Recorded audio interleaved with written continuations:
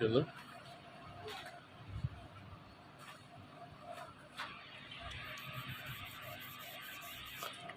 వస్తుందా?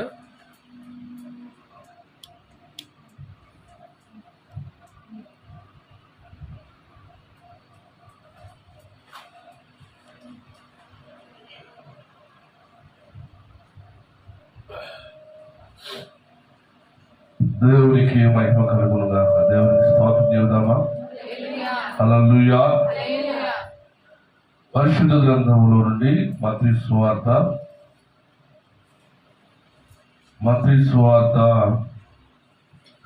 2వ అధ్యాయము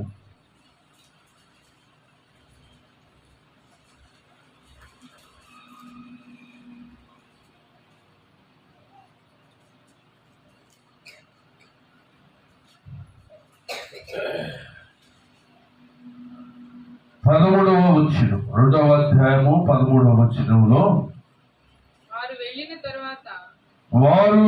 తర్వాత ప్రభువు దూత స్వప్నమందు యోసేపునకు ప్రత్యక్షమై హేరోదు ఆ శిశువును సంహరింపవలనని ఆయనను వెదకపోవచ్చున్నాడు గనుక నీవు లేచి ఆ శిశువును ఆయన తల్లిని వెంట పెట్టుకొని ఐగుప్తునకు పారిపోయి నేను నీతో తెలియచెప్పు వరకు అక్కడనే ఉండమని అతనితో చెప్పాడు. పదవ వచనం చదువు. జ్ఞానుల గురించి ధ్యానం చేద్దాం. జ్ఞానుల గురించి వారు ఆ నక్షత్రమును చూచి అత్యానందభరితులై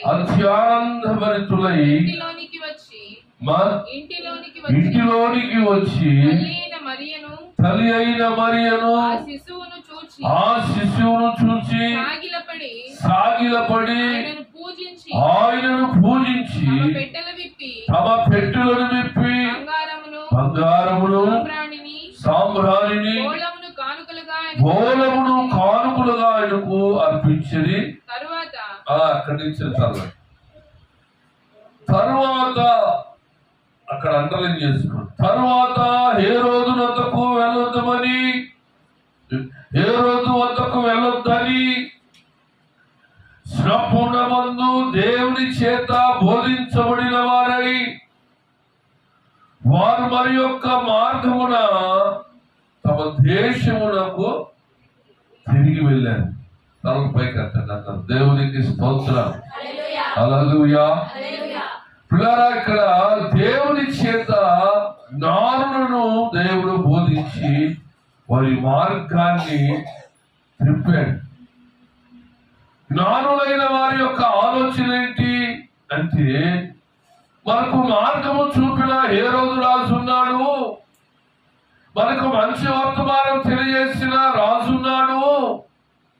ఆయన వద్దకు మనం వెళ్ళినప్పుడు ఆయన ఏమన్నాడు చెప్పండి? ఏమన్నాడు? మీరు వెళ్ళి ఆయనను పూజించి తిరిగి మరలా నా యుద్ధకు రండి, నేను కూడా ఏం చేస్తాను? నేను కూడా ఆయన వద్దకు వెళ్ళి పూజ చేస్తాను. మరి మంచి మాటే కదా. ఏ రోజు చెప్పిన మాట మంచిదా చెడ్డదా? మీరు అందరూ చెప్పాలి. దేవుని స్తోత్రం చెప్పాలి. ఇప్పుడు ఏ రోజు జ్ఞానులకు ఏం చెప్పాడు? మంచి చెప్పాడా చెడ్డ చెప్పాడా? చాలా మంది కూడా మనకేం చేస్తారు? ఆడదాకరా ఈడదాకరా అని చాలా మంది పిలుస్తారు. పిలవటం తప్ప రైటా? చెప్పండి. చాలా మంది మనం ఏం చేస్తారు? ఆడకరా ఈడకరా, ఇక్కడ ఉండు, ఆడకి వెళ్దాం, ఈడకి వెళ్దాం, అక్కడ బాగుంటది ఇక్కడ బాగుంటది అని తప్పుగా పిలుస్తారా? మంచిగా కోసం పిలుస్తారా? చెప్పండి. మంచి కోసం, స్నేహం కోసం పిలిచేది, చెడ్డ కోసం పిలుస్తారా? కాబట్టి స్నేహం కోసం పిలిచేది. ఈ స్నేహం పిలిచే విషయంలో కూడా చూడండి, స్నేహాన్ని పిలిచి స్నేహంగా పిలుచుకున్న సమయంలో కూడా ఇక్కడ దేవుడు ఎందుకు జ్ఞానులైన వారిని, అలాగే జ్ఞానము కలిగిన వారిని, ఈ లోకంలో జరుగుతున్న పరిస్థితులన్నింటినీ క్షుణ్ణంగా పరిశీలించగలిగిన వాడు, ఇలాంటి జ్ఞానులను సైతము కూడా దేవుడు ఏం చేశాడంట? చూడండి, అక్కడ అందరూ హేరోదు వద్దకు వెళ్ళవద్దని స్వప్నమందు దేవుని చేత బోధించబడిన వారయ్యారంట. దేవునికి స్తోత్రం చెప్పండి. హల్లెలూయా.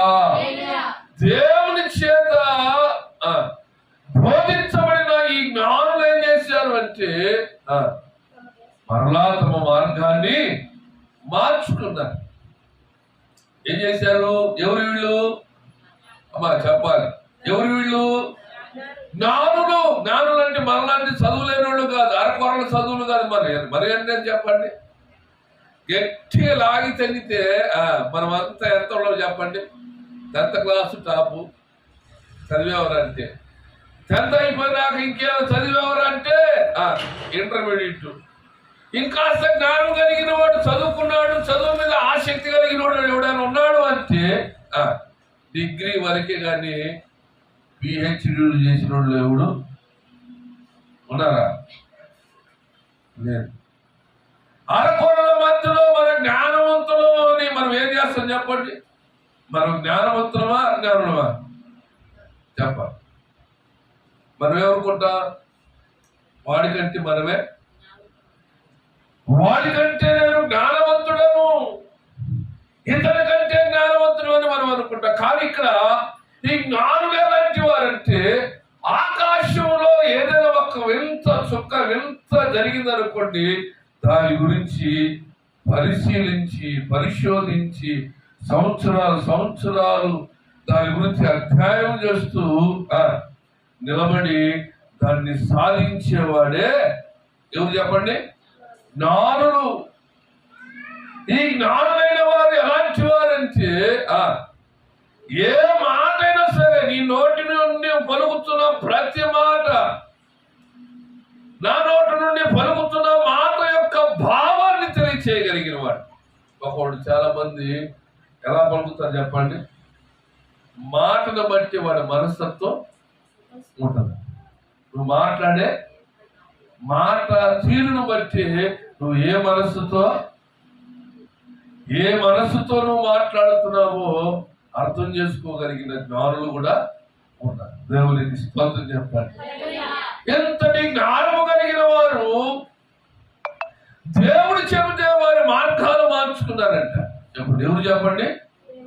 జ్ఞానము కలిగిన వారు దేవుని వాక్యము వాడి స్వప్నమందు కనబడింది. కళలు కలుగుతా ఉంటాం, మనకు కూడా కళలు వస్తూ ఉంటాయి. అవునా కదా? కళలు ఎంతమందికి వస్తాయి? చేతులు ఎంతమా? కళలు ఎంతమందికి వస్తాయి? ఈ కళలో వచ్చిన మనము చాలా సందర్భాలు దేవుడు తన దాసుల ద్వారా, సేవకుడి ద్వారా దర్శించిన సందర్భాలు ఏమైనా ఉన్నాయా? సేవకుడుగా కలిసి ఒక పాస్టర్గా వచ్చి మీ ఇంట్లో ఏదో జరిగినట్టుగా, ఫంక్షన్లో నువ్వు వెళ్ళినట్టుగా ఏదైనా సందర్భం వచ్చిందా? వస్తే దేవునికి స్తోత్రం చెప్పండి, గట్టి చెప్పండి. హల్లెలూయా, హల్లెలూయా. వీళ్ళకి ఏమి దేవుని వాక్యము ప్రత్యక్షమైందా, లేకపోతే కలలో దేవుడు మాట్లాడా? చెప్పండి, ఎట్లా మాట్లాడాడు? స్వప్నమందు అంటే ఏంటి? స్వప్నం అంటే మన ఇంటి పక్కన ఉన్న స్వప్న కాదమ్మో, ఏదో చెప్పండి. కళ. స్వప్నం అనగా కళ. కళలోనే దేవుడు మాట్లాడాడు. ఇప్పుడు దేవుడు మాట్లాడతాడు అంటానికి నిదర్శనం ఏంటి చెప్పండి? కళ ద్వారా కూడా దేవుడు మాట్లాడతాడు. చప్పుడు కొట్టండి గట్టిగా, గట్టి కొట్టాలి. ఒకటి కళ ద్వారా మాట్లాడతాడు, అంటే స్వప్నము ద్వారా మాట్లాడతాడు. రెండోది బైబిల్ వాక్యము ద్వారా మాట్లాడతాడు. 3 ప్రవక్తల చేత, సేవకు అంటే మనుషుని చేత కూడా మాట్లాడతాడు. దేవునికి స్తోత్రం చెప్పండి. హల్లెలూయా. స్వప్నము ద్వారా మాట్లాడతాడు, సేవకుడి ద్వారా మాట్లాడతాడు. ఇంకో సందర్భాన్ని బట్టి కూడా మాట్లాడతాడు. ఏంటి చెప్పండి? పరిస్థితులను బట్టి కూడా మాట్లాడతాడు. పరిస్థితులు కల్పిస్తాడు. ఏక పరిస్థితులు, దేవుని మాట వింటే ఏం జరుగుతుందో, దేవుని మాట వినకపోతే ఏం జరుగుతుందో మన కుటుంబంలో పరిస్థితులే. ఇప్పుడు సేవకుడు చెప్పిన మాట 20, కళ ద్వారా వచ్చిన మాట, దేవుని మాట నీవు అర్థం చేసుకోలేవు. సంఘానికి వెళ్ళి సంఘ సేవకుని ద్వారా మాట్లాడిన వర్తమానం ద్వారా నీవు నేను మార్పు చెందాం. మరి ఎలా మార్పు చెందుతాము చెప్పండి? ఎలా చేద్దాము? పరిస్థితి వస్తే, పరిస్థితి కల్పిస్తే రాజు సైతం కూడా ఏమయ్యాడంట? గడ్డి తిన్నాడు. ఎందుకు? ఎవరు చెప్పిన మాట వినకపోతే కదా, ఎవరు చెప్పిన మాట వినకపోతే ఎవరు చేస్తారు పని? దేవుడు పూనుకుంటాడు. ఎందుకు? నీవంటే ఆయనకి ఇష్టం లేదనే, నువ్వంటే ఆయన కోపమా, నువ్వంటే ఆయనకి అసహ్యమా? చెప్పండి చెప్పండి. అసహ్యమా? ఎందుకు ఆయన మీద ఉగ్రతను కలిగిస్తాడు? ఒక తండ్రి ఒక బిడ్డను కన్నప్పుడు, గర్భం వచ్చిందన్నప్పుడు కానించి ఒక ప్రణాళికలో ఉంటాడు. తల్లి అయినా మాకు సౌండ్ పెట్టాలి. తల్లి అయినా తండ్రి అయినా కడుపులో బిడ్డ నెలలో వచ్చినాయి, 3 నెలలు ఆగింది, 4 నెలలు ఆగింది అనగలే ఆగిన కానించి ఒక ప్రణాళిక వేసుకుంటాడు తల్లి కానీ తండ్రి కానీ. ఎందుకని? వాడికి ఒక జీవితం, వాడికి ఒక లైఫ్, వాడికి ఒక సెటిల్మెంట్ కూలీలా చేసుకునేవాళ్ళు కాబట్టి, ఏ రోజు ఆ రోజు 100-200 వస్తే ఆ రోజుతో గడుపుకునేవాళ్ళం కాబట్టి మనకు ఒక ప్రణాళిక ఉండకపోవచ్చు. కానీ జ్ఞానులైన వారు, చదువుకున్న వారు, విద్యావేత్తలు, ఆ ఉద్యోగస్తులు ఏం చేస్తారంటే బిడ్డ కడుపున పుట్టి మొదలు గర్భము ధరించినది మొదలుకొని డెలివరీ అయినాక బిడ్డకు ఒక కానుకగా, ఒక కానుక అంటే ఒక ధనాన్ని ఫిక్స్డ్ చేస్తారు. ఏం చేస్తారు? ఫిక్స్డ్ చేస్తారు. ఒక 50,000. ఎప్పటి వరకు? 1,00,000 రూపాయలు. మరీ పేదోడు అనుకోండి, ఒక ఇన్సూరెన్స్ కడతాడు. ఇన్సూరెన్స్ ఏంటని చెప్పండి? 18 ఏళ్ల వరకు, మైనారిటీ తీరేంత వరకు కూడా ఏం చేస్తారు? పింఛన్ మామూలు సరే 18 ఏళ్ల వరకు ఇన్సూరెన్స్ కడతారు. ఎందుకు ఆ 18 ఏళ్ళు అంటే, నేను ఏమైనా కావచ్చు, నేను బ్రతికి ఉండొచ్చు, నా పరిస్థితులు ఈరోజు బాగుండి రేపు బాగుండకపోవచ్చు. బిడ్డలు వెతికిన పరిస్థితులలో నా బిడ్డలు ఎన్నడూ కూడా ఒకరి దగ్గరికి వెళ్ళి చెయ్యి చాపకూడదని కాస్త రూపాయి చెయ్యి తిరగలిగిన వాళ్ళు వాళ్ళు చెయ్యి తిరిగిన దాన్ని బట్టి ఫిక్స్డ్ చేస్తారు. వాళ్ళు ఎదిగే కొద్దీ వీళ్ళకి ఒక భరోసాతో ఉంటారు. ఏమని? నేను ఏమైపోయినా నా పిల్లలకు ఏముంది చెప్పండి ఏముంది? బ్యాంకులు ఏముంది అమ్మా? తనకి చెప్పు. బ్యాంకుకి వచ్చి ఫిక్స్డ్ డిపాజిట్లు ఏం చేస్తారు చెప్పు? డబ్బు కోసమా?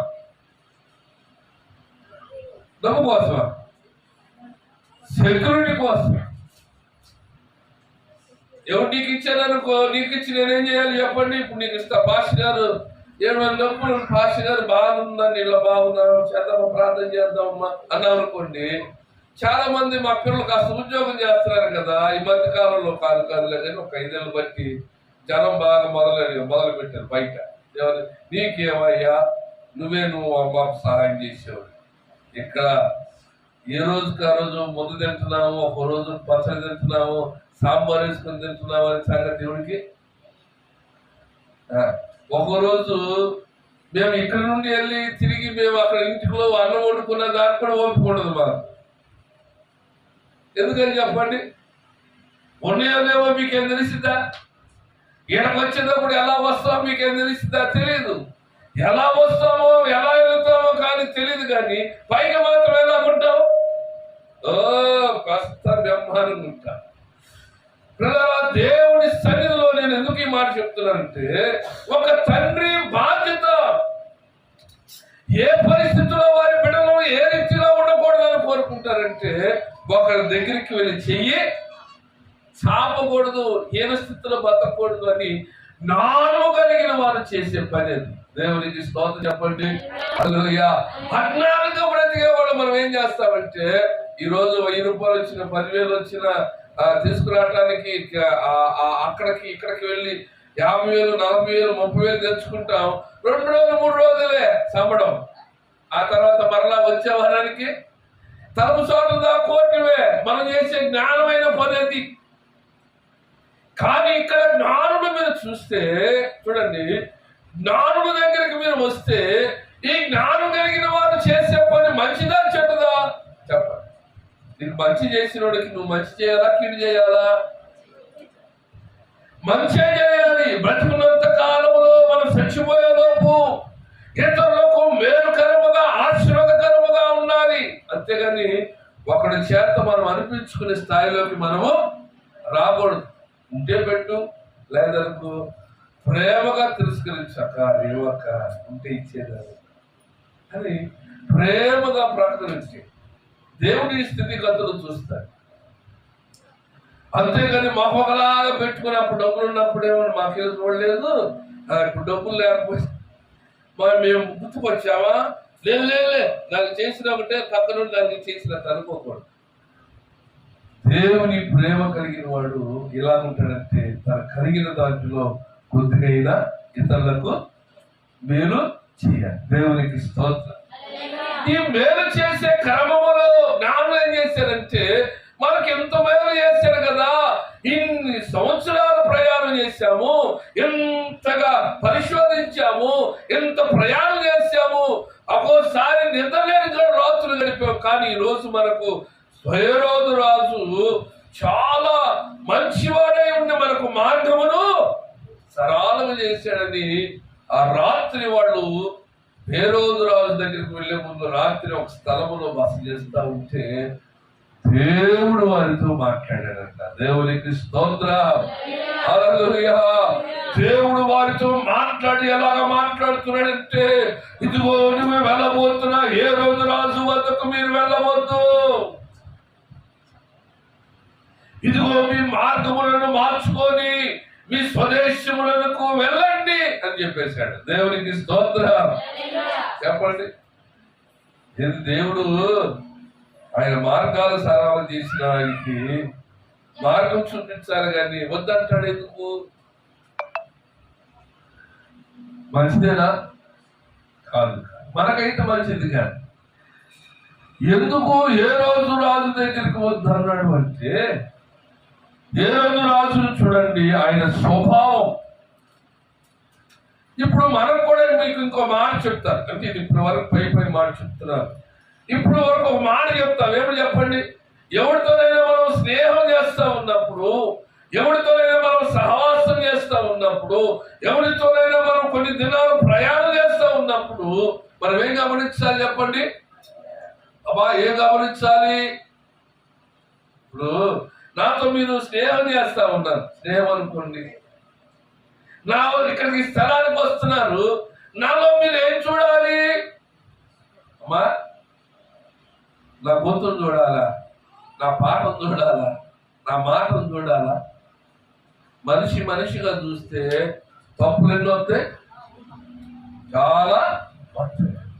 అదే తప్పు నన్నుగా చూడకుండా దైవ సేవకుడని నువ్వు చూస్తే నాలో ఏం కనబడింది? దైవ స్వభావం నాలో కనబడింది. నాలో నువ్వు చూస్తున్నప్పుడు మనసు సంబంధమైన, మనిషి శరీర సంబంధమైన మనసుతో చూస్తే మనిషి ఎప్పుడు ఎదుటి మనిషిని ఒప్పుకుంటాడా? కట్టుకున్న భార్య భర్తనంటది, ఎంతైనా చెయ్యి, ఎంతైనా చూడు, ఏందయ్య నువ్వు చూసింది, ఏందయ్య నువ్వు చేసింది, వాడు చూడు, పక్కనోడు చూడు అంటది. అంతే. అయ్యిపోయా, వాడు కష్టపడి సాయంత్రానికి తీసుకొచ్చిన 1000 రూపాయలు ఖర్చు పెట్టిన 10,000 రూపాయలు అంతా ఏం పోయించినట్టు ఏం చేసింది? ఆ మాటతో తీసి ఇసిరేసిందన్నమాట. దేవునికి స్తోత్రం. గౌరవించినట్ట, మరి ప్రేమించినట్ట చెప్పండి కదా. మనోళ్ళు ఏ కాడికి ఎదుటోళ్ళని చూస్తారు కానీ ఎదుటున్న వాని మనస్సులో మంచి గుణాలను చూసే లక్షణం ఎన్నడూ రాదు. అందుకనే మన జీవితాలు ఏమవుతున్నాయి అంటే సమాధానం లేని సందర్భాలు,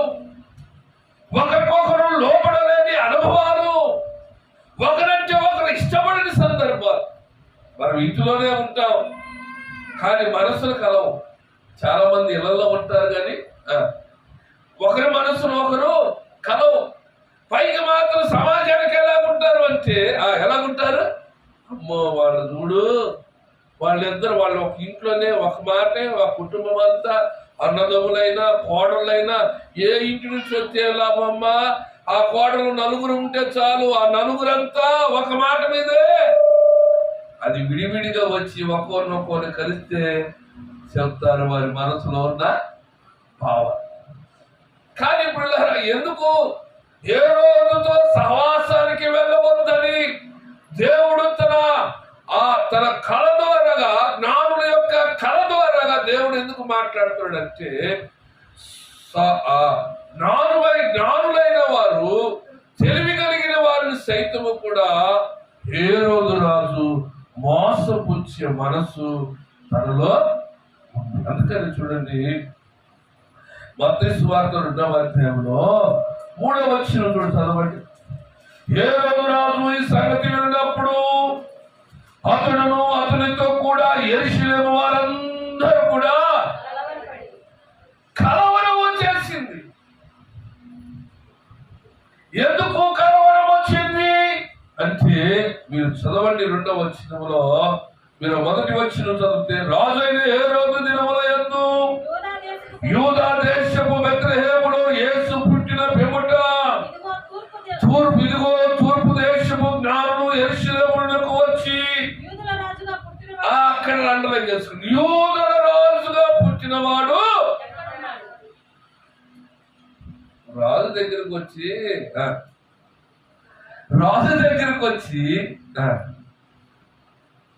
ఒక రాజు ఉన్నాడు, ఏడయ్యా నువ్వు కాదు రాజు, పక్క తప్పుకున్నావు. ఒక భార్య భర్త ఇంట్లో ఉన్నారు. ఎవరో నాలాంటి ముక్కు మొక్కలు తెలియనోడు వచ్చారు. వచ్చి, అమ్మ ఫలానా శాలవరాజు గారి భార్య ఎవరమ్మా అన్నాడు.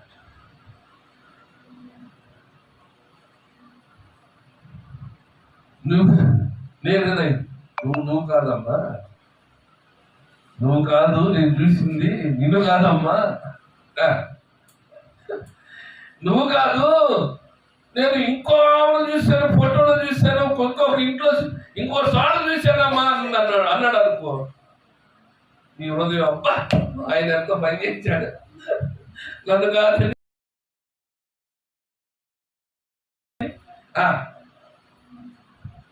వాళ్ళు అక్కడన్నా సుఖంగా ఉన్నాడని వదిలేస్తావా? ఎప్పుడైతే నువ్వు కాదమ్మా ఆమె ఇంకొక ఆమమ్మా, నువ్వు కాదు ఆమె భార్య అన్నావు అనుకో, నీ మనసు బాగుండదా? ఏమని చెప్పండి అవుతారు. వెంటనే ఏమని చెప్పండి, ఆవేశం కట్లు తెంచుకొని ఎదుటినవాడు ఎలాంటి వాడైనా సరే వెంటనే చక్క పట్టుకొని నోటికి ఏది వస్తే అది, నువ్వు ఆగవయ్యా, నువ్వు ఎవరు వేసు, నువ్వేం చెప్పు, ఆయన చెప్తున్నా మాట చెప్పుదా, అరే ఒరే అని ఏం చేస్తావు? కానీ జ్ఞానం కలిగిన వాడు హేరోదు ఎలాంటి వాడంటే, జ్ఞానముగా ఏం చేశాడంటే, కలవరము పడిన సంగతి కూడా తెలియలేకుండా కుయుక్తిలో ఉన్నాడు అన్నమాట. ఎలా ఉన్నాడు? జ్ఞానుల దగ్గర. ఎలా చెప్పండి, జ్ఞానుల దగ్గర ఎలా ఉన్నాడు? కలవరం పడిన సంగతి కూడా. ఏమి చదవండి ఆ మాట, 3వ వచనంలో ఉంది. ఆ మాట విన్న వెంటనే చెప్పండి, చదవమ్మా. హేరోదు రాజు ఈ సంగతి విన్నప్పుడు అతడును అతనితో ఉన్నవారు కూడా, యెరూషలేములో వారందరూ కూడా కలవరం వచ్చింది. ఏ రోజు కాదు మనం కోరుకుంది, ఏ రోజు కాదు మనకు రాజు. ఇదిగో యూదా బెత్లెహేము దేశములో ఇదిగో మనకు ఒక రాజు ఉన్నాడంట, పుట్టాడంట. ఆయన ఎలాగున్నాడో, ఏ స్థాయిలో ఉన్నాడో, ఏ పరిస్థితిలో ఉన్నాడో, ఆయన ఎలాగ రాబోతున్నాడో అని జనులందరూ మాట్లాడుకోవడం ఇచ్చారు. దేవునికి స్తోత్రం. హల్లెలూయా. ఇక ఏ రోజు రాజులు ఇక మనకు అవసరం లేదు. ఎవరు పుట్టారు? ఇక ఏ రోజుకు మనకు రాజు కాదు. ఇక ఎవరు రాజు? మన కొరకు ఒక రాజు పుట్టారని. ఎవరు వచ్చారు? జ్ఞానులు వచ్చారు. ఈ జ్ఞానులైన వారు రాజులే వచ్చి రాజు దగ్గరికే మాట్లాడారంటే, జ్ఞానం కలిగిన వారంటే ప్రపంచ దేశాలు తిరిగిన వారు వచ్చి రాజు దగ్గర మాట్లాడారంటే సామాన్యమా?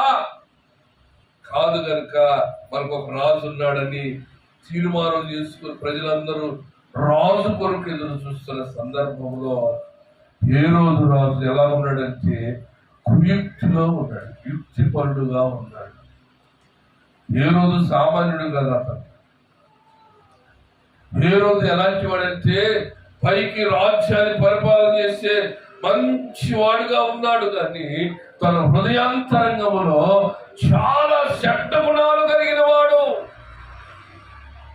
ఎలా ఉన్నాడు అంటే పైకి ఇదిగో రాజు మంచివాడు, మాకు మంచి పరిపాలన చేస్తున్నాడు అని యూదా బెత్లెహేము దేశంలో ప్రజలందరూ అనుకునేటట్లుగా బ్రతుకుతున్నాడు. ఈనాడు మనము కూడా బ్రతుకుతా ఉన్నాం. అది ఎట్లా? భక్తి కలిగిన వారుగా, ప్రార్థనా పరులుగా, దేవుని మాటను అనుసరించి నడిచేవారుగా కనబడుతున్నాము. కానీ విశ్వాసము జీవితంలో శోధన రాగానే మనం ఏమవుతున్నాం? పడిపోతాం. అందుకని చూడండి, ఇలాంటి మనస్తత్వం కలిగిన ఏ రోజు రాజు దగ్గరికి ఎందుకు వెళ్ళవద్దు అన్నాడు అంటే, రేపు జరగబోతున్న అతి భయంకరమైన సందర్భాన్ని దేవుడు ఆపటానికి కొరికే ఆయన జ్ఞానులైన వారిని మార్గము తప్పించాడు. ఏంటి ఆ భయంకరమైన సందర్భం? చెప్పండి. అదే 13వ వచనం చదవండి. వారు వెళ్ళిన తర్వాత ప్రభుదూత స్వప్నమందు యోసేపునకు ప్రత్యక్షమై హేరోదు ఆ శిశువును, ఏ శిశువును? యూదుల రాజుగా పుట్టిన శిశువును సంహరింపవలనని ఆయనను వెతకబోతున్నాడని. కనుక నీవు లేచి ఆయన తల్లిని వెంటబెట్టుకొని ఐగుప్తునకు పారిపోయి నేను నీతో తెలియజెప్పు వరకు అక్కడనే ఉండమని అతనితో చెప్పాను. ఎందుకు ఈ మాట యోసేపుతో కూడా దేవుడు ఎందుకు చెప్పాడంటే, ఆ శిశువును, ఏది యూదుల రాజుగా పుట్టిన శిశువును సంహరించాలని ప్రయత్నం చేస్తా ఉన్నాడు. ఎలా ఉన్నాడంట? చంపడానికి ప్రయత్నం చేస్తాడు.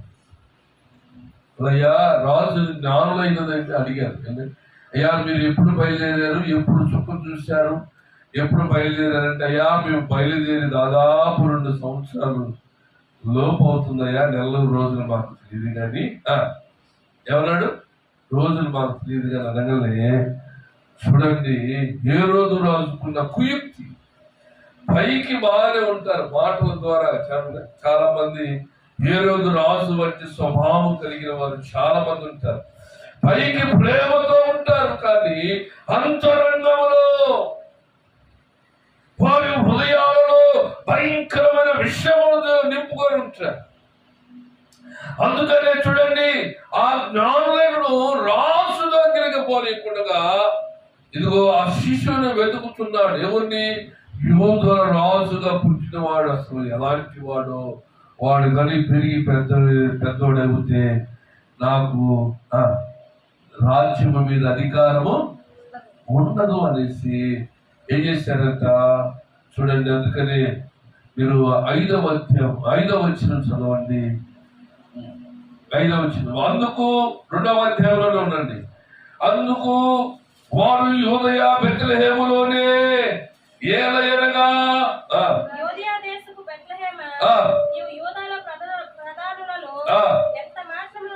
అల్పమైన దానివి కావు గనుక పరిపాలన చేయు. అధిపతి నీలో నుండి వచ్చును. ఆ మాట చదివారంట. రాజు ఎందుకు శిష్యుని వెతుకుతున్నాడంటే అతను ఎదిగిన కాలం రాబోతా ఉంది కదండి. ఆ కాలంలో వచ్చినప్పుడు రాజు ఏమవుతాడు? రాజు ఒక రాజు పుట్టి పెరిగాడంటే ఇంకో రాజు ఆ దేశంలో ఉండనే ఉండకూడదు. అందుకని ఏ రోజు రాజు ఏమొచ్చేసిందంటే మహా కోపం వచ్చేసింది. మీకు మాత్రం మీరు వెళ్ళి రండి, రాజు ఎక్కడ ఉన్నాడు తెలుసుకొని నాకు చెప్పండి, రాజు దగ్గరికి రాజుగా వెళుతాను, ఒక రాజుగా వెళ్ళి ఆయన గణపరుస్తాను, ఒక రాజుగా వెళ్ళి ఆయనను మహిమపరుస్తాను. ఇదిగో నాకున్న ధనధాన్యాలను బట్టి, బంగారమును బట్టి, బోలమును బట్టి ఇదిగో ఇదిగో ఆ రాజును సన్మానిస్తానని చెప్పినప్పుడు మనసు పైకి మాట ఎలా చెబుతున్నాడు? చాలా స్వభావంగా మంచివాడిగా కనపడుతున్నాడు. అంతరంగము మాత్రం ఎలా ఉన్నాడు? రాజు పుట్టి పెరిగితే తనకు రాజ్యం ఉండదని వెంటనే ఎప్పుడైతే వారు తెల్లవారుజామున మార్గం మార్చుకొని వెళ్ళిపోయారో ఏ రోజు రాజు అది గ్రహించిన వాడే ఏం జరిగాదో చూడండి. 16వ వచనం చూద్దాం. 16వ వచనం చదవండి. ఆ జ్ఞానులు తన్ను అపహాసించినని ఏ రోజు గ్రహించి బహు ఆగ్రహము తెచ్చుకొని తాను జ్ఞానుల వలన వివరముగా తెలుసుకునే కాలమును బట్టి బెత్లెహేములోను దాని సకల ప్రాంతములోను 2 సంవత్సరములు మొదలుకొని తక్కువ వయసు గల మగ పిల్లలందరినీ వధించెను. అందువలన రామాలో అంగలార్పు వినబడెను, ఏడ్పును మహారోదన ధ్వనియు కలిగెను.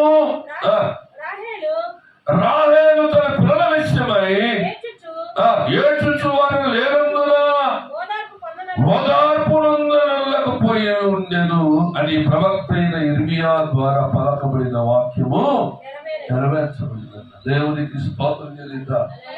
హల్లెలూయా, హల్లెలూయా. పైకి ఏ రోజు ఎలా ఉన్నాడు? మంచిగా ఉన్నాడు, కానీ స్వభావం, మనసులో స్వభావం ఎలా ఉంది? చెడ్డగా. దేవుడు కూడా మనతో కొన్ని మాటలు మాట్లాడినప్పుడు వారితో సహవాసం చేయొద్దు, వీళ్ళతో పోవద్దు, వీళ్ళతో సహవాసం చేస్తే నీకు అవమానం కలిగిందని చెప్పినప్పుడు మనం ఏం చేయాలి? మా తల్లిదండ్రులు చెప్పిన మాట కూడా మనం ఏం చేయాలి? వినకపోతే ఎవరికి నష్టం? అమ్మా, ఎవరైతే వినరో వాళ్ళే రేపు బాధపడతారు. కానీ ఇక్కడ చూడండి, జ్ఞానులైన వారు వారు చెప్పిన మాట మీద నిలకడ లేకుండా ఆయన ఏ రోజు రాజు దగ్గరగా లేరు, రాలేదని ఇచ్చి తన పరిస్థితిని గమనించాలనుకొని చెప్పండి ఏమయ్యారంట? ఏ రోజు రాజుకి ఏమొచ్చింది? అందుకనే అసలు ఏ రోజు రాజు నక్క లాంటి వాడు. ఎలాంటి వాడు? ఆ మాట చెప్తాను, ఆ మాట చెప్పి 2 మాటలు చెప్పి ముగిస్తాను. లూకాసు వార్త ఏ రోజు రాజు దగ్గరికి ఎందుకు వెళ్ళవద్దంటే, ఎందుకు ఈ మాటలు మీకు తెలియచేస్తా ఉన్నారంటే, లూకాసు వార్త 13వ అధ్యాయము 32వ వచనం చదవండి.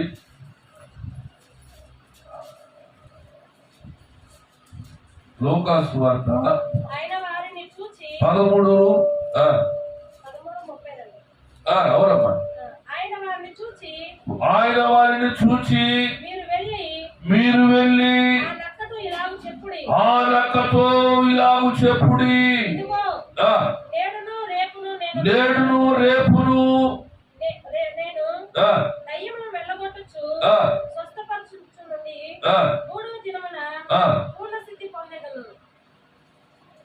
అక్కడ మీరు ఎవరితో చెప్పంటున్నారంట? మీరు 13వ అధ్యాయంలో మీరు వస్తే చెప్పండి. 32వ అధ్యాయంలో ఏముంది? అక్కడ పైన 31 చదవండి.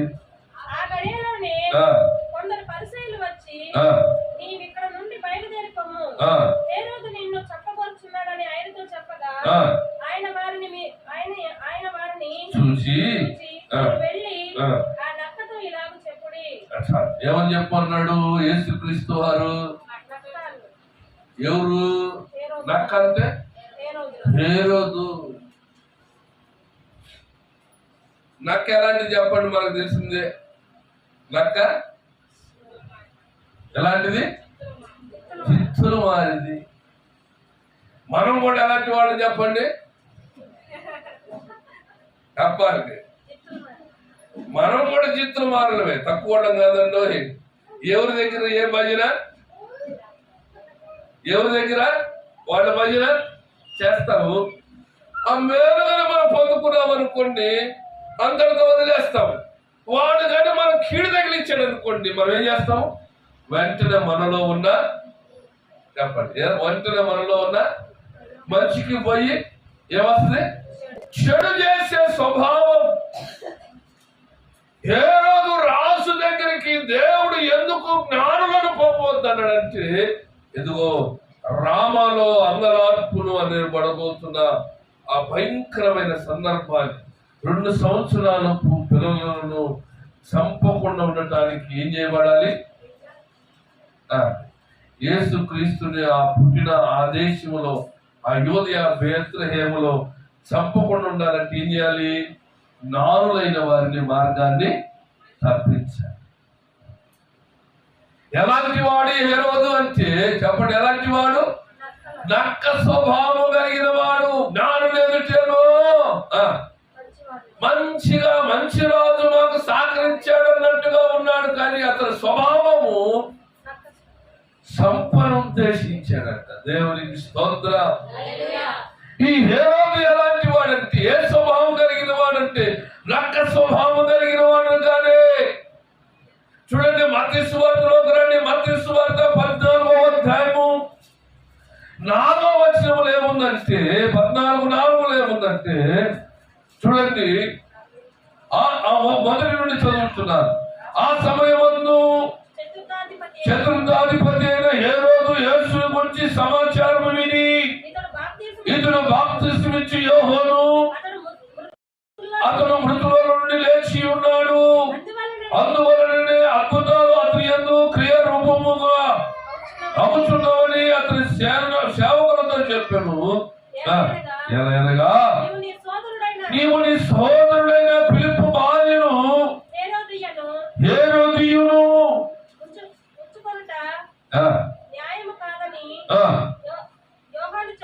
యోహాను చెప్పగా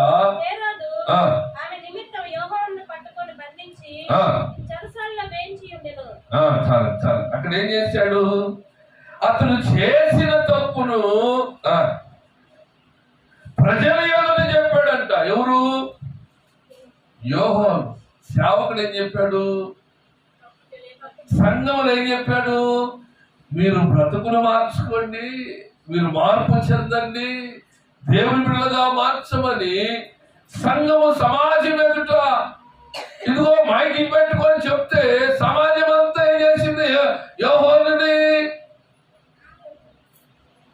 చెప్పండి, ఏం చేసింది? నిందలు వేసింది. ఏం చేసింది? ఆయనకి కోపం ఎక్కువ, ఎవడు మాటినుడు, తల్లిదండ్రులకు దూరంగా బ్రతికిన వాడు, అడవులు రాజు ఇక్కడ ఏం చేశాడు? ధిక్కరించాడు. అమ్మ ఆయన అని యోహాను మీద నిందలు వేశారు. కానీ మాట గ్రహించిన హేరోదు రాజు వెంటనే తన మనసు ఏం చేసుకున్నాడు? కుయుక్తి చేత తన మనసులో ఉంచుకున్నాడు. ఉంచుకొని ఏం చేశాడంటే, ఒక విందు చేశాడు. హేరోదు విందు చేసి, ఆ విందులో నాట్యం ఆడుతున్నప్పుడు, రాజు ఎదుట నాట్యం ఆడుతున్నప్పుడు, ఏదైనా రాజుకు సంతోషం వేసినప్పుడు ఒక కోరిక కోరుకుంటారు. రాజుకున్న గుణం అలాంటి. చూడండి, భర్త కానీ నిజంగానే భర్త కూడా ఇంటికి రాగా భార్య అన్ని విధాలు మంచిగా చక్కగా అన్ని సహకరించిందనుకో, ఏమై రేపు మనం ఫలానా చోటకి వెళ్దాం, రేపు వెళ్దాం, అట్టు వెళ్దాం, ఇట్టు వెళ్దాం అంటాడు. ఎందుకనో చెప్పండి. భార్య చూపిన ప్రేమ, భార్య చూపిన ఆదరణ వాడికి సంతోషం కలిగించి అంటే నేనేం చేస్తాడు? వాగ్దానాన్ని ఇస్తాడు.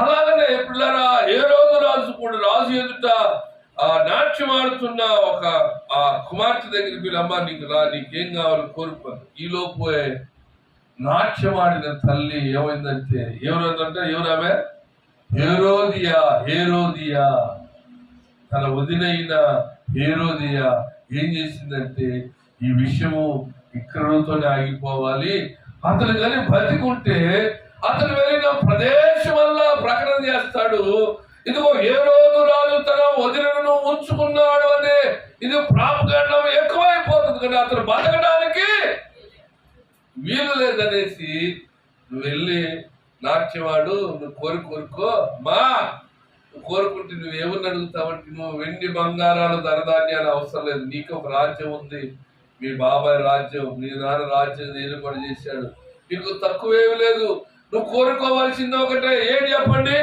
ఏదైతే నా మీద నింద వచ్చిందో వాడిని తల అడుగు చాలంట. ఎవరు అడిగింది?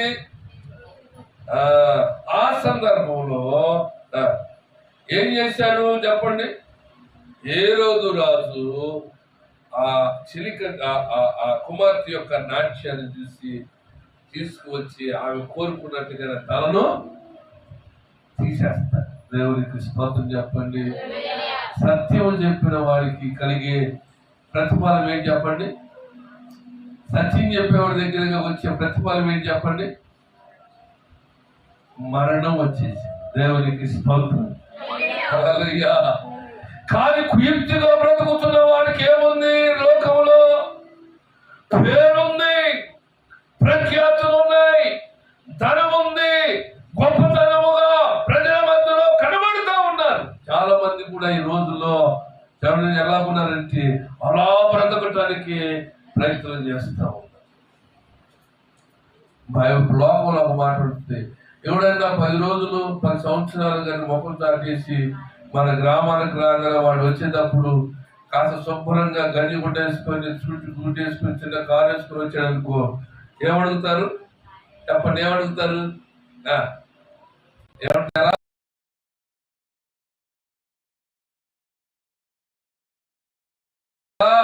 చాలా రోజులకు వచ్చా పర్లేదా, కనబడుతుందిలే, కారు మీద ఇచ్చాగా, ఏమని చేయరా, మోసం చేయి, ఏదైనా బతుకు, రూపాయి సంపాదించావా లేదా, వెనకేసావా లేదా, అది చాలు, అది జాగ్రత్త చేయి అంటారు. ఏ రోజు కూడా ఎలాంటి వాడు అంటే తన పరిస్థితులను సత్యము చెప్పే సేవకులను హింసించే గుణం ఉంది. అంటే సత్యాన్ని చెప్పేవారిని హింసించే గుణము, నిజం చెప్పేవాడి మాట నొక్కేయటానికి ప్రయత్నము చేశాడు. దేవునికి స్తోత్రం చెప్పాలి. హల్లెలూయా. చూడండి 12వ అధ్యాయం చూడండి, 12:23 వచ్చింది. అపోస్తుల కార్యము 12వ అధ్యాయము హేరోదుకున్న మనస్సును గురించి చెప్తున్నాను. హేరోదు నక్క స్వభావం కలిగిన హేరోదుకున్న మరో గుణాన్ని మీకు తెలియజేస్తా ఉన్నా. అపోస్తుల కార్యము 12వ అధ్యాయం 23వ వచనంలో మీరు చూస్తే దేవుని మహిమపరచనందున వెంటనే ప్రభుదూత అతని మొత్తెను. ఎవరంటండి? దేవుని మహిమపరచనందున అంటే దేవుని మహిమపరచకుండా ఉన్నాడంటే అతను హృదయంలో ఏముంది? ఏముంటే చెప్పండి, దేవుని కనపరచుడు. దేవుని ఆరాధన చేయమంటే ఎందుకు ఆరాధన చేయరు? దేవుని స్తుతించమంటే ఎందుకు చేయరంటే చెప్పండి, ఎందుకు చేయరంట చెప్పండి. నేను కాదండో, నేనేమట్లేదు, గుర్తుపెట్టుకోండి. చెప్పండి, అక్కడ ఏం చేశాడని చదవండి, మరొకసారి చదవండి. 12:23 అక్కడ అండర్లైన్ చేసుకోండి. అతడు దేవునిని మహిమపరచనందునంటే అర్థం ఏంటి? మహిమపరచకుండా అంటే గొప్ప చేయకుండా, గొప్పగా నువ్వు దేవుని గురించి మాట్లాడినందున. ఎందుకు మాట్లాడలేదంటే హేరోదు హృదయంలో ఏముంది చెప్పండి? గర్వం ఉంది. అది అసలు స్వభావం. దేవుడు అనక నక్క స్వభావం ఉన్నవాడు. దేవుని ఆరాధించలేకపోతున్నామంటే కారణం ఏంటంటే, ఒకడు ఆరాధిస్తున్న సందర్భంలో ఒకడు తను తానుగా హెచ్చించుకున్నాడు. ఎవరు చెప్పండి? ఎవరు? సియోను పర్వతం మీద, సభా పర్వతం పడుతున్న స్థలంలో దేవుని సింహాసనం ఉండేదంట. ఆయన పరము నుండి భూలోకానికి వచ్చి పోయే ఆ అలవాటు క్రమములో ఆయన ఒక దినాన ఈ సియోను పర్వతము మీద, ఎత్తైన పర్వతం మీద, సభా పర్వతముగా పిలువబడుతున్న ఆయన స్థానములో ఒక కుర్చీ వేసుకొని కేరుములు, శేరుములు, దూత గణములు అందరూ కూడా ఆరాధన చేస్తున్నప్పుడంట దేవుడు పరవశించేవాడంట. ఎవరు చెప్పండి? సర్వోన్నతమైన దేవుడు స్తుతుల సింహాసనం వేసుకొని ఆ దూతలందరూ కూడా మహిమపరుస్తూ, అయ్యా నువ్వు రాజాదిరాజు, సర్వోన్నతుడు, సర్వాధికారివి, సృష్టికర్తమైన దేవుడు, ఇదిగో ఈ లోకములో ఇంతగా ఉందంటే నీవే గొప్ప దేవుడు అయ్యా, నీవు తప్ప మాకెవరు లేరని కనపరుస్తూ ఉంటేనంట దేవుడు ఏం చేసేవాడంట? పరవశించేవాడంట. ఇప్పుడు మనం కూడా పరవశిస్తాం. చెప్పండి ఎప్పుడు? ఒక్క చీర కట్టితే చాలు, ఏమమ్మాయి ఎలేదమ్మ ఇంత అందంగా ఉన్నామనంటే ఏమవుతా? ఏమైపోతా? ఏదమ్మ ఇవాళ చీర బాగుందమ్మే, మన చీర కంటే ఇవాళ చీర కొత్తగా పండగ రోజు బాగుందమ్మే, మొన్న పండగ చీర కంటే ఈ పండగ చీర కాదులే, మొన్న 4 కొట్లు తిరిగితే గాని అని 4 సార్లు తిప్పుతాం మనమే. దేవునికి స్తోత్రం చెప్పండి. ఎవడైనా పొగడతలో పడనోడు ఎవరు ఉన్నారండి? ఎవరైనా పడతాం. ఎంతలా మావాడైనా, ఎంతలా ఆడమనిషి అయినా పొగడతలకు పడిపోతారు. ఎందుకంటే మానవ స్వభావాలండి. కానీ హేరోదు రాజు ఏమంట? దేవుని మహిమపరచలేదంట, దేవుని గణపరచునందున గణపరచలేదంటే కారణము తన హృదయంలో గర్వం ఉంది. ఇప్పుడు నువ్వు గొప్పవాడురా, నా దేవుందులని నేను ఎవరైనా చెప్తాడా? నా దేవుందులయ్యా నేను చిన్నవాడు, మా దేవుందులయ్యా తగ్గించుకునే నువ్వే గొప్పవాడు అని ఎవరైనా చెప్తారా? చెప్పడు. ఎందుకని? ఎవడైనా నువ్వేం చేసావురా అన్నావు, వాడు మొదలు పెడతాడు. నీకు అట్ట చేశాను, ఇటు చేశాను, అటు చేశాను, ఇటు పెట్టాను, అటు చూశాను, ఇదిగో నీవు నన్ను ఇంత చులకనగా మాట్లాడతావా, నన్ను తీసివేస్తావా అని మొత్తం పుట్టిన కొంచి చివరి దాకా ఇప్పటి వరకు ఈ రోజు వరకు మొత్తం కడిగేస్తాం. అంటే మనం ఏమొచ్చేసినట్టు? గర్వం వచ్చేసి. హేరోదు రాజు దగ్గరికి ఎందుకు దేవుడు వెళ్ళవద్దు, వాడితో సహవాసం చేస్తానంటే గర్విష్ఠులతో సహవాసం అన్నాడు చేయకూడదు. దేవుని బిడ్డలైన వారు ఎవరితో సహవాసం చేయాలి? పరిశుద్ధులైన సాత్వికము మనస్సు కలిగిన వారితో సహవాసము చేయాలి. దేవునికి స్తోత్రం చెప్పండి. ఇప్పుడు నేను లోకంలోకి వస్తున్నాను, వాకింగ్ కాకుండా. ఇప్పుడు మన కనులు ఎదుటి చాలా మంది భక్తి కలిగిన వారు, ప్రార్థనా పరులను పడుతున్న వారు ఎదురవుతూ ఉంటారు. ఎట్లా వెళ్తూ ఉంటారు చెప్పండి? ప్రార్థనా పరులనే వాళ్ళు బైబిల్ పట్టుకొని వెళ్తున్నప్పుడు ఎదురు వస్తున్న ప్రార్థనా పరులైన విశ్వాసిని చూసినప్పుడు ఎలా ఉంటారు చెప్పండి? వీళ్ళు ఆస్తులన్నీ వాళ్ళకి ఇచ్చినట్టు ముఖం.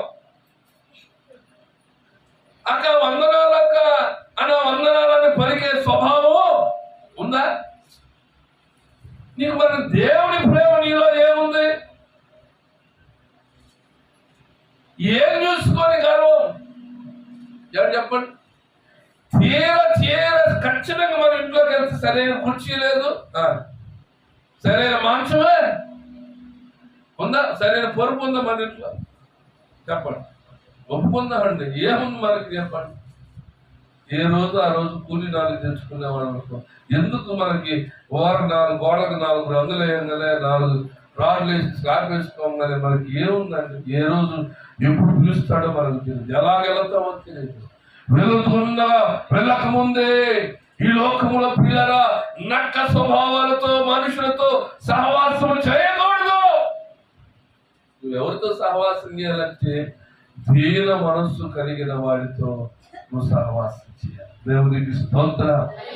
ఆయన సర్వాధికారి అయిన దేవుడే కదండి, సర్వ సృష్టికి ఆధారభూతుడైన దేవుడే. ఇదిగో తను తాను హెచ్చించుకోకుండా ఎక్కడ పడుకున్నాడు చెప్పండి? ఎక్కడ పడుకున్నాడు? అవునండి, పశువుల పాకలో. ఆ పాకలో కూడా ఏ తొట్టిలో పడుకున్నాడు అంటే? తొట్టి అంటే ఏం చెప్పండి? మీకు బాగా తెలుసు. ఏ తొట్టి? అదే తొట్టి అంటారు కదండి. కుడితి తొట్టి. కుడితి అంటే ఏంటి చెప్పండి? కుడితి అంటే ఏంటి చెప్పండి? తౌడు నీళ్లు. అబ్బా, సర్దిపడ్డ అన్నం, సర్దిపడ్డ కూర, మురిగిపోయిన ఇవన్నీ కలిపి ఆ తొట్టిలో పోస్తే ఆ తొట్టి దగ్గరికి పోవాలి, మంచి వాసన వస్తుందా? ఎందుకు దేశం మురిగిపోయిన అన్నమే తెల్ల సర్దిపడ్డ అన్నం మూత లేదని ఏం చేస్తుంది? అలాంటి స్థలంలోనే ఆయన కొనుక్కున్నాడు. ఆయన చల్లబడుతుంది దేవుడు కనపడుతున్నాడు.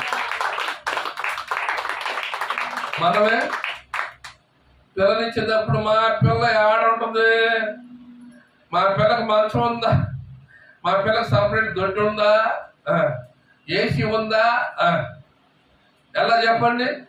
పిల్లనిచ్చేటప్పుడు ఏమడుగుతారు? నా కొడుకు ఏడకొచ్చి పనుకుంటాడు, వాడు అసలే ఉద్యోగస్తుడు, వాడు కొడుకు రాగానే వేసి పరుపు ఎత్తే డబల్ కారు పెట్టగానే మనుషులు అనుకుంటున్నారేమో. ఎన్ని ఉన్నా మనుషులు బుద్ధులు మంచివి కాకపోతే చెప్పండి, ఇవన్నీ ఏం చేసుకోను? మనశ్శాంతి ఉంటుందా? ఆస్తులు మనకు మనశ్శాంతి నమ్మదలా నీవు, పరిస్థితులు ఏవి కూడా మనకు రానివ్వు కదా.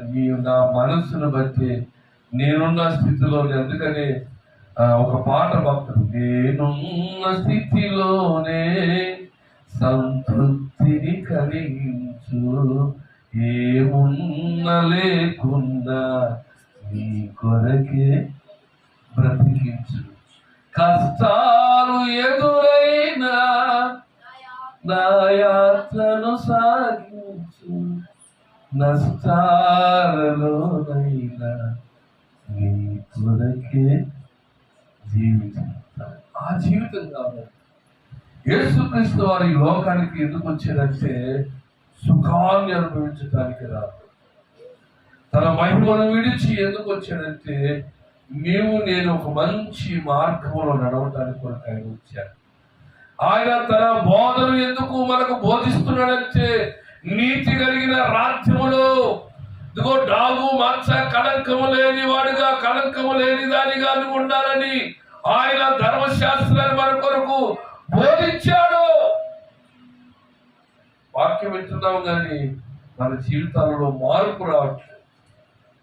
దేవుని వాక్యాలు టీవీలో వింటున్నాము, వాక్యంలో పాటలు వింటున్నాము, సాక్ష్యముల ద్వారా వింటున్నాము కానీ మనలో నక్క స్వభావం పోట్ల. ఏముంది చెప్పండి? ఏముందంట? మనిషి దగ్గర మనిషి మాట. ఇక్కడ ఉన్న సేపు స్తోత్రం వినాల దగ్గర ఆడకపోగలే ఏమే ఏంది ఆ మాట ఈ మాట కదండి. ఆట లోకంలో గడిచిపోతున్నాం. దేవునికి స్తోత్రం. హల్లెలూయా. కనుక దేవుని సన్నిధిలో మనం ఎలా ఉండాలి అంటే పిల్లరా, ఒక మంచి స్వభావం కలిగిన వారుగా ఉండాలి. దేవునికి స్తోత్రం. హల్లెలూయా, హల్లెలూయా. అందుకని చూడండి, మార్కు సువార్త 8వ అధ్యాయం చూస్తున్నాను. మార్కు సువార్త 8వ అధ్యాయం 15వ వచనంలో ఒక మంచి మాట రాయబడింది. మనలో ఏముండకూడదు అనేది దేవుడు కోరుకుంటున్నాడంటే 8వ అధ్యాయం 8-15 వచనంలో ఏముందంటే 14 నుంచి చదువు. వారు తినుటకు రొట్టెలు తెచ్చుకున్నటకు మనిషిని ధోనిలో వారి యొక్క రొట్టె తప్ప మరి ఏమీ లేకపోయాను. ఆయన చూచుకొనుడి. ఆయన అంటున్నాడు చూచుకొనుడి. యేసు అంటున్నాడు, అదిగో మీరు పిండి పిసుకబోతున్నారు. ఇదిగో మీరు పిండి కలబోతున్నా, పిండి చాలా జాగ్రత్తగా కలపాలి. తల్లి కూడా చెప్పింది, అబ్బాయి కూర వండేటప్పుడు సరిగ్గా వండు, సరిగ్గా నేర్చుకో. కారం ఎక్కువైనా కూర ఏమైంది తింటారా? ఉప్పు ఎక్కువైనా తింటారా? ఏముందిలే పాస్టర్ గారు, నిమ్మకాయ పిండి కొని తింటే ఏమైంది, అమ్మో కేజీ కూర పడేస్తావా, లైట్ గా కలుపుకోవాలని తింటాం కానీ ఎందుకు పడేస్తాం కదా. యేసు ప్రభు ఏమంటాడంటే ఆ ధోనిలో పిండి కలుపుతున్న సందర్భంలో చూడండి, ఆ 15 వచ్చిన అంటాడు, ఆయన అంటున్నాడు, యేసు అంటున్నాడు, చూసుకొనుడి పరిసయ్యుల పులిసిన పిండిని గురించి, ఏ రోజు పులిసిన పిండిని గురించి జాగ్రత్త పడుడని వారితో హెచ్చరింపగా చదవమ్మా.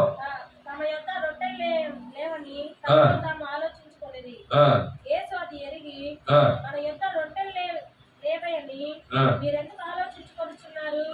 మీరు ఇక్కడ గ్రహింపలేదా? వివేచింపలేదా? మీరు కఠిన హృదయం గలవారై ఉన్నారా? ఏమని? కఠిన హృదయం కలిగిన వారై ఉన్నారా? మీరు కన్ను నుండి చూడరా, చెవు నుండి మాట్లాడరా? నేను 5,000 మందికి 5 రొట్టెలు విరిచి పంచిపెట్టినప్పుడు మీరు మొక్కలు ఎన్ని గంపలు నిండా ఎత్తిరని వారిని అడిగాను. వారు 12 అని ఆయనతో చెప్పారు. చాలు మీరు ఇంకా ఇంకా కొద్దిగా ఎందుకు హేరోదు రాజు పిలిచిన పిండి అని ఎందుకు అన్నాడు? పులిసిన పిండి, మీరు పిండి పిసుక పిండిలో నిన్నటి పిండి ఏమైనా మిగిలింది కదా, ఇదిగో ఇంతమంది ఉన్నాము చాలదనుకొని నిన్నటి పిండి కూడా తీసుకొచ్చి ఈ రోజు ఫ్రెష్ గా పుండిన పిండిలో కలపవద్దు. నిన్నటి అట్లు పిండి ఏమైంది ఈ రోజుకి? ఎందుకు? ఎంతో డేక్ష నిండి ఉప్పితే అన్ని రోజులు అట్లు పోసుకోవచ్చు. కానీ కావునా కాదా మనం చేసేది అదే కదా. దేంట్లో పెడతాం, అందుకని ఫ్రిడ్జ్లో సర్ది మూట కట్టి ఫ్రిడ్జ్లో పెట్టుకుంటాం. అందుకని చూడండి, ఎందుకు పులిసిన పిండి, ఆ పులిసిన పిండి కింద భావం చెప్తున్నారు. 1 కొరింథీయుల పత్రిక 5వ అధ్యాయం 8వ వచనంలో అక్కడ రాయబడింది చూడండి. అక్కడ మంచి మాట, పాతదైన పులిపిండితోనైనను దుర్మార్గతయు దుష్టత్వమును పులిపిండితోనైనను కాకుండా నిష్కాపట్యమును సత్యమును పులియని రొట్టెలతో పండుగలు ఆచరించాలంటే తప్పుడు పడుతుంది. దేవుని కనపడతామా? హల్లెలూయా, హల్లెలూయా. దేవుని సన్నిధిలో నీవు నేను ఎలాగ బ్రతకాలి అంటే ఇటు లోకంలో కాదు, ఇటు లోకం అటు దేవునితో. ఈ 2 స్వభావాలు ఎలాంటిది అంటే, పాతదైన స్వభావం ఎలాంటిది చెప్పండి? దేవుని ఎరగనప్పుడు చాలా భయంకరం. నేను కూడా చాలా భయంకర కోపిస్తుంది. నా దగ్గర 30 మంది కుర్రోళ్ళు ఉండేవాళ్ళు. నా జోబులో ఇప్పటికి నా భార్య ఇప్పుడు స్టిల్ నా వెనక సేవకు వస్తున్న మొదటి దినాల్లో ఏం తెలియదు, కానీ ఆమె నాతో బయలుదేరిన టైంలో కూడా ఏ ఇంట్లో కానికిస్తారో ఏ ఇంట్లో కానికి ఇవ్వరో ఆమె చూస్తుంది. చెప్పండి, చూస్తుందా చూడదా? మాట్లాడుకోవా? ఈ ఇంట్లోకి వెళ్ళారు, ఇలా కానికి ఇచ్చారు, ఇలా వచ్చినాక నువ్వు తీసుకో అని చెప్తారా లేదా? కానీ నా భార్యకి ఓ నమ్మకం. చెప్పండి ఎందుకు చెప్తున్నానంటే, నా జేబులో డబ్బు లేదని నేను ఆ 2000 సంవత్సరంలో దాదాపు పని ఒప్పుకున్నానంటే ₹1000 నా దగ్గర. ఇప్పుడు అతిశయంగా చెప్తున్నాను కాదు, లేవు అంటే ₹1,00,000 50,000 నా జేబులో ఉన్నట్టే. ఎంత జేబులో లేవంటే మామిడికి చెప్పేవాడిని, అమ్మా నేను బయటకు వెళ్ళి తీసుకొచ్చినప్పుడు ఇదిగో పలానా సువార్త మంది, ఇదిగో 10,000 జాగ్రత్త పెట్టు, డబ్బు తీవాక తీస్తే ఆ సువార్తమ్మ 10,000 అడిగినప్పుడు ఆ 10 రూపాయలు, ఆ 10,000లో 100 రూపాయలు, ఇప్పుడు 500 నోట్లు వచ్చినాయి కానీ ఆ రోజులు ఎంత అన్ని వందలేగా. కట్టదీవాకమ్మ ఏదైనా ఉంటే నన్ను అడిగండి ఏమండి. నాకేం అవసరం అండి, నువ్వే నాకు ఇస్తాను. నేను అప్పుడు 100 రూపాయలు ఇచ్చేవాడిని, ఇప్పుడు కూడా 100 రూపాయలు ఇస్తాను. ఆమె రోజు బాధపడింది, ఏమండి యాడ్ ఇచ్చానని. నేను ఆ రోజు డబ్బులు ఉన్నప్పుడేమో అలా చేశాను, ఈ రోజు డబ్బు లేకపోయినా ఆమె ఎన్నన్నా. ఎందుకు చెప్తానంటే మేము వచ్చి పోయాలంటే చాలా డబ్బులతో ఖర్చు. మేమిద్దరం బలహీనమే, ఆమె బలహీనరాలే. ఆమెకి ఏదైనా పెట్టి తీసుకురావాలి, మళ్ళీ పెట్టి తీసుకెళ్ళాలి. నేనైనా కథ ఒక పట్టుకునే వెళ్తాను కానీ ఆమెను చూడలేదు. ఎందుకు మాట ఏంటంటే ఆమె మేము పరిచయం చేసి ఇంటికి వెళ్ళి చాలా ఒక్కో చోట వందనాలన్నా రేపు కలుస్తానంట. వాడు కలిసినా కలవకపోయినా మేము దేవుని పని చేసి వచ్చామని కొనుక్కొని లేవంగలే ఏమండి ఏం చెప్పమ్మా, పిల్లలు బయటికి వెళ్ళాలి కదండి, డబ్బులు ఇప్పుడు నేనేమనగాలి, రాత్రి నాతో పాటు నువ్వు వచ్చావు కదా,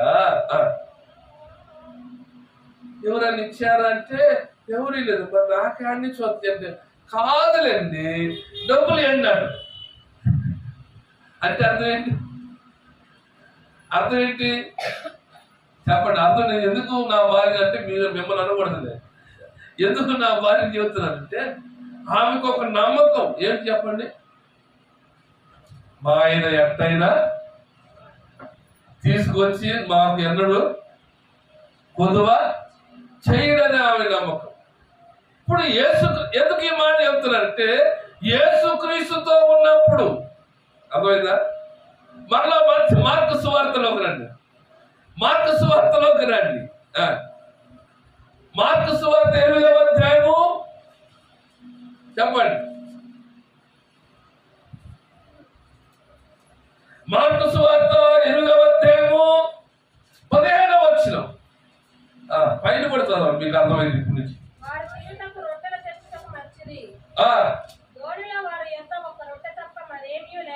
లేనప్పుడు చూచుకొనుడి పరిశీలన దుష్టత్వంతో కలిపిన పిండి, ఏదంటే నక్క స్వభావంతో కలిగిన పిండియు, ఈ 2 పిండిలు తీసుకువచ్చి ఒక పిండిగా నువ్వు చేయవాకు. ఏమని? పిండి కొద్దిగా ఉంది, నిన్న నా దగ్గర కొద్దిగా అట్లన్నీ చేయగా కొద్దిగా పిండి ఉంది ధోనిలో, కొత్త పిండి కలుపుకుందాము. చెప్పండి, కొత్త పిండి కలుపుకుందాము. ఈ కొత్త పిండి కొద్దిగా ఉంది, పాత పిండి కొద్దిగా ఉంది, ఈ 2 కలిపితే మనందరికి సరిపోద్ది అనే ఉద్దేశంతో ఆ ఉద్దేశంతో అంటున్నాడేమో కానీ అక్కడ ఆ 2 స్వభావాలు ఎలాంటి అంటే, పాత స్వభావం అంటే దుష్టత్వంతో మంచోళ్ళం కాదు, అసలు దేవుడిని నమ్ముకున్నాకనే పరిశుద్ధులు గాను నీతిమంతులు గాను ఎదగటానికి ప్రయత్నం చేస్తారు. పరిపూర్ణులు ఎవరు కాదు. అవుతారా? చెప్పండి, పరిపూర్ణులు అయ్యారా? ఏదో ఒక బలహీనత మనిషిని వెంటాడుతూనే ఉంటుంది, ఏదో ఒక ఆ కృంగుబాటు మనిషిని కృంగదీస్తూ ఉంటుంది. ఆ కృంగిన వేళలోనే దేవుడు చేయి పట్టుకొని వెళ్తాడు. దేవునికి స్తోత్రం. ఆ పడిపోయిన స్థితిలో నుండి దేవుని దగ్గరకు వచ్చి, దేవా నేను పాపం చేశానయ్యా నన్ను క్షమించమంటే ఆయన మనం క్షమించే దేవుడు. దేవునికి స్తోత్రం.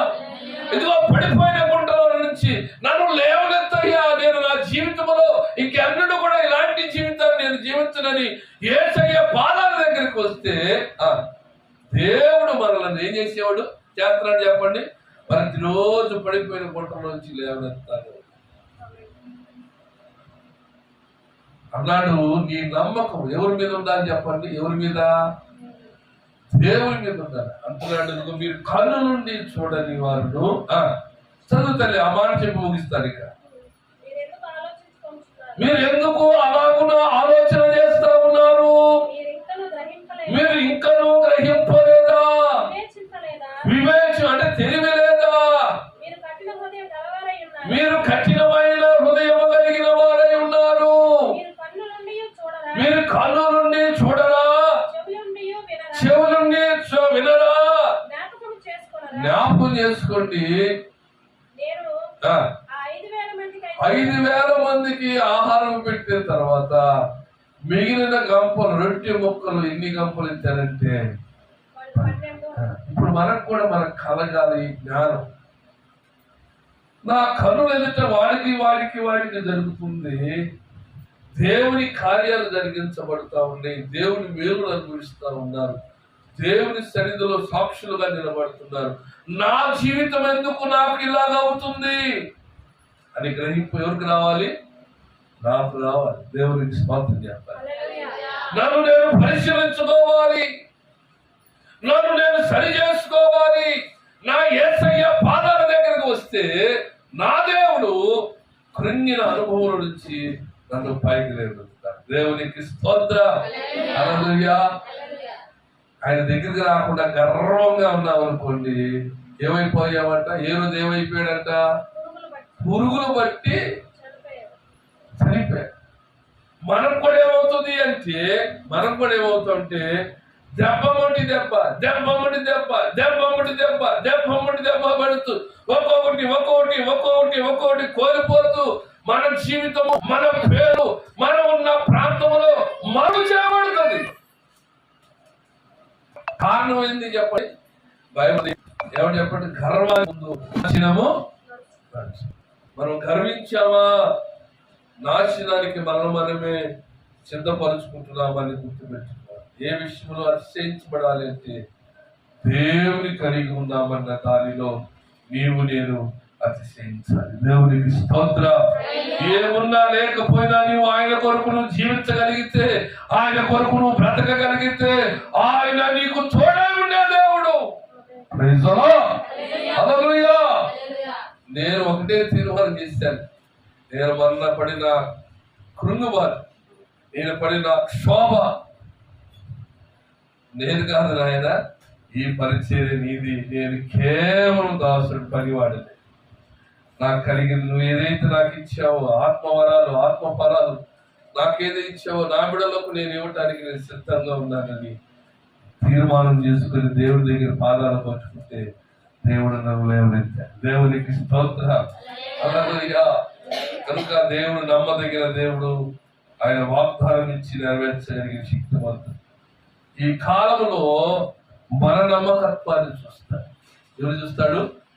మనం ఉండే నమ్మకత్వం. సంఘానికి నీవు ఎలా నమ్మకస్తురాలుగా ఉన్నావో, సంఘములో నీ బాధ్యత ఎంతవరకు నెరవేర్చబడుతుందో, సంఘములో సంఘ క్షేమాభివృద్ధి కొరకు నీ భుజ స్కంధాల మీద ఎంతవరకు నువ్వు నడిపించబడుతున్నావో, నీ ఇంటి విషయంలో నువ్వు భుజాలు వేసుకొని నడిపించిన దానికంటే అధికముగా దేవుని పని కొరకు చేయాలి.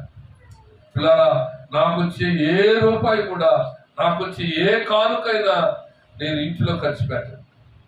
నేనే ఖర్చు పెడతాను. 10 రూపాయలు, 100 రూపాయలు, 1000 రూపాయలు, 5,000, 10,000 ఆ రోజు పరిచర్య కొరకు, ఆ రోజు సామాన్ల కొరకు, ఆ రోజు ఇదిగో కిస్తీని కట్టే విషయంలో, లోన్లు తీసుకున్న విషయంలో, దేవుని పని కొరకు మాత్రమే తప్ప నా ఇంటిలో 1 రూపాయి కూడా ఖర్చు పెట్టను. ఎందుకు? పిల్లలేదో నడిపిస్తున్నారు. దేవునికి స్తోత్రం. ధైర్యముగా చెప్పగలను. ఎందుకంటే ఒక సేవకుడుగా 10-20 రూపాయలు తిన్నా 30-70 రూపాయలు దేవుని పైకి ఖచ్చితంగా ఖర్చు పెట్టాలి. దేవునికి స్తోత్రం. నమ్మకత్వాన్ని దేవుడు చూస్తాడు. దేవుడు నమ్మాడు. ఇన్ని సెంట్లు స్థలాన్ని దేవుడు ఇచ్చాడు. దేవునికి స్తోత్రం. ఇంతమంది ప్రజలను దేవుడు ఇచ్చాడు. దేవునికి స్తోత్రం. అడుగు పెట్టిన ప్రతి స్థలములో అద్భుతాలు, ఆశ్చర్యమైన కార్యాలు, స్వస్థత, విడుదల ఎన్నో నా కనుల ఎదుట దేవుడు కార్యం జరిగిస్తున్నాడు, బలపరుస్తా ఉన్నాడు. దేవునికి స్తోత్రం. అందుకని బ్రతికిన దినాలన్నీ కూడా ఆయన ఎదుట నేను నమ్మకస్తులుగా బ్రతకాలి. ఆయన కొరకు మనం జీవిద్దాము. ఆయనలో మనం నివాసం చేద్దాం. దేవుడు అంటున్నాడు, నక్క స్వభావం వంటి వారితో నీవు సహవాసము చేయకుండా నీవు నాతో సహవాసం చేస్తే నా ద్వారా ఎన్ని అద్భుతాలు కనులారా చూచావో, చెవులారా వింటున్నావో, ఇదిగో చెవులారా వింటున్నావో, కనులారా చూస్తున్నావో, అవన్నీ నీ జీవితంలో నెరవేరాలంటే నా ఎదుట నీవు నమ్మకమైన వ్యక్తిగా ఉండాలి. ఆమేన్. అప్పుడే నీకు నమ్మకమైన వారికి మెండైన దీవులని సెలవిచ్చిస్తా ఉన్నాడు. తలవచ్చుదామా, ప్రార్థన చేసుకుందాము. దేవుడు మన ప్రార్థన ఆలకించి మనలను నమ్మకత్వాన్ని వంటి స్వభావాన్ని విడిచి దుష్ట జీవితాల నుంచి విడిపించబడి ఎదుగో యేసుక్రీస్తు ఈ మనస్సును కలిగిన వారమై ప్రభు కొరకు సాక్షులుగా మనం నిలబడదాం. ప్రార్థన చేసుకుందాం. హల్లెలూయా, హల్లెలూయా, హల్లెలూయా. స్తోత్రం, స్తోత్రం, స్తోత్రం.